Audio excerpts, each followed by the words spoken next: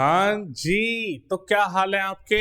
मैं सुमित कुमार एक बार फिर से आपका स्वागत करता हूँ बहुत इंपॉर्टेंट इस वीडियो में हम बात करने वाले हैं कि बच्चा जब क्लास 12th के साथ एनडी के प्रिपरेशन करता है, चाहे वो किसी भी स्टेज में है, चाहे वो बोर्ड एग्जाम के नजदीक है या फिर 12th में एंटर करा है, तो सबसे बड़ी दिक्कत ये आती है कि सिलेबस इतना ज्यादा है एनडीए का भी, एंड ऊपर से 12th के बोर्ड्स है, दोनों का प्रेशर बहुत ज्यादा हो जाता है। तो इसको कैसे मैनेज करें?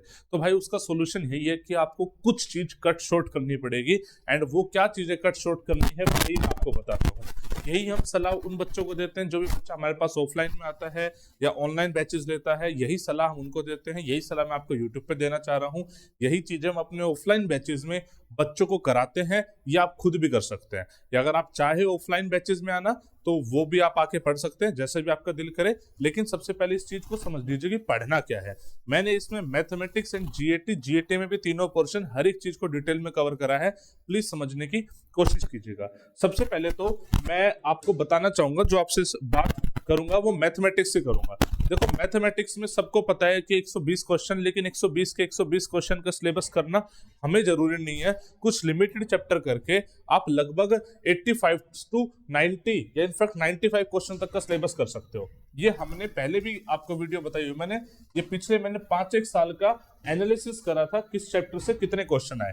तो जो हमारे चैप्टर्स निकल कर आए थे, set relation function, permutation combination, theory of inequalities, sequence series, matrix determinant, straight line and conic section, vectors, 3D geometry, stats, probability, calculus में differentiation, limit and continuity, differentiability, AOD, trigonometry.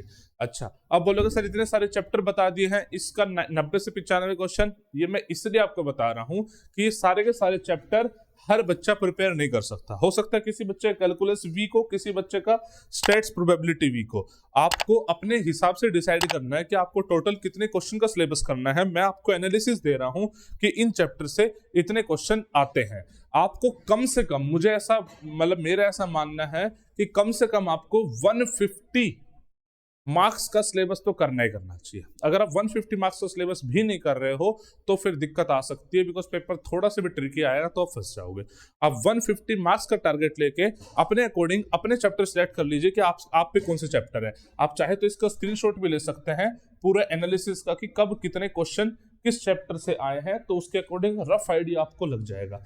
मैं इसलिए 150 marks का कह रहा हूं कि हो सकता है जिस बार यहां से इन चैप्टर से 150 का आया हो सकता है इस बार 120 का आए, बट तब भी आप सेफ हो, इसलिए 150 का प्रिपेयर कीजिए। तो दिस इज अबाउट मैथमेटिक्स। इसका चाहे तो आप स्क्रीनशॉट ले लेना और फिर उसके अकॉर्डिंग अपनी प्रिपरेशन कर लेना। ये रहा आपको ये। अब मैं आगे आ जाता हूं बच्चे जीएटी पे, कि जीएटी में क्या क्या चीजें करनी चाहिए। जीएटी में सबको पता है कि 3 पोर्शन में पूरा जीएटी डिवाइडेड है, आपका English, science and GS, right. सबसे पहले जीएस की आपको पता होनी चाहिए कि मार्क्स की वेटेज कितनी है। मैं नॉर्मल वेटेज जो यूपीएससी के सिलेबस में नोटिफिकेशन में मेंशन है, मैं उसका आपका एनालिसिस बता रहा हूं। ज्योग्राफी से world geography plus Indian geography मिला के अप्रोक्सीमेटली 25 क्वेश्चन आते हैं। हाँ, इसको 20 से 25 लिख सकते हो, एग्जैक्ट 25 ना लिख के। वैसे ऑफिशियल नोटिफिकेशन में 25 लिखा हुआ है, बट आप इसको 20 से 25 के बीच में क्वेश्चंस लिख सकते हो। लेकिन किसी बार इंडियन ज्यादा, किसी बार वर्ल्ड ज्यादा, but this is the main priority. उसके बाद दूसरा आता है करंट अफेयर्स का। भाई करंट अफेयर्स में 8 से 10 क्वेश्चन नॉर्मली पूछता है। एक बार अभी पिछले पेपर में इनफैक्ट 5 से 6 भी पूछे थे, but normally this is the trend. History plus polity plus economics, अब इसमें कभी किसी की वेटेज ज्यादा, कभी किसी की वेटेज ज्यादा, कभी किसी की ज्यादा, और यहां से 15 से 20 क्वेश्चन का ट्रेंड रहा है। तो सबसे पहले तो प्रायोरिटी क्लियर होनी चाहिए, फिर उसके अकॉर्डिंग आप सब्जेक्ट सेलेक्ट कर सकते हो। अगर आपको लगता है टाइम बहुत कम है तो सिर्फ ज्योग्राफी और करंट अफेयर ही पढ़ सकते हो। मेरी बात को समझ गए? और डिपेंड करता है आपका इंटरेस्ट कितना है, टाइम कितना है, हर एक चीज आपकी डिपेंड करती है। अब साइंस वैसे बोले तो क्लास 9th एंड 10th की आती है, बट 9th एंड 10th ही बहुत ज्यादा हो जाती है। तो मैंने कुछ सेलेक्टेड टॉपिक्स लिख दिए हैं कि एटलीस्ट इतने आपको फिजिक्स, केमिस्ट्री एंड बायोलॉजी में करना चाहिए। आप इसका भी स्क्रीनशॉट ले सकते हैं। फिजिक्स में ऑप्टिक्स, साउंड, मोशन, थर्मो, ये ज्यादा इंपॉर्टेंट है। और केमिस्ट्री में basic chemistry, acid base salt, carbon, important compounds. Bio में cell, tissue, human body, disease.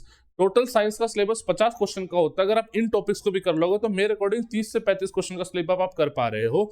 This is the screenshot आप ले सकते हो इसका, ठीक है जी। अब नेक्स्ट और लास्ट टॉपिक जो आपका बच जाता है, दैट इज बच्चे बेसिकली इंग्लिश में वोकैब एंड ग्रामर। देखिए इंग्लिश एक ऐसी चीज है जिसका कोई शॉर्टकट नहीं है।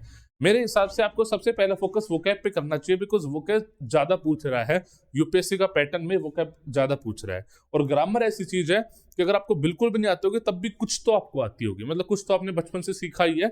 अनटिल आपने बचपन से इंग्लिश पढ़ी नहीं, आप हिंदी मीडियम स्कूल से हो तो बात थोड़ी सी अलग हो जाती है। लेकिन फिर भी आपको ग्रामर पढ़नी है तो आई वुड रिकमेंड कि आप वीडियो लेक्चर्स देख लीजिएगा।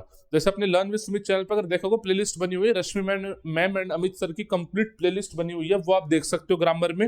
एंड वोकैब की भी हमने प्लेलिस्ट बना रखी है, अब वो वहां से देख सकते हो। ये थोड़ा सा टाइम टेकिंग प्रोसेस है, धीरे धीरे होता है, एक दिन में शॉर्टकट इसका नहीं है। ये वीडियो मैंने इसलिए बनाई ताकि बच्चा 12th क्लास में ज्यादा प्रेशराइज फील ना करे, लिमिटेड पढ़ के और अपना काम कर सके। ठीक है जी, अगर आपको कंटेंट पसंद आया है तो जरूर से लाइक शेयर सब्सक्राइब कीजिएगा, और आप किस चीज पे वीडियो चाहते हैं मुझे बताना, मैं वीडियो बना के आपके हर एक डाउट को क्लियर करता हूँ। आई होप आपको चीजें समझ में आ रही हैं, पसंद आ रही है। बाकी बस मौज मारो, पढ़ाई करते रहो। जय हिंद, जय भारत।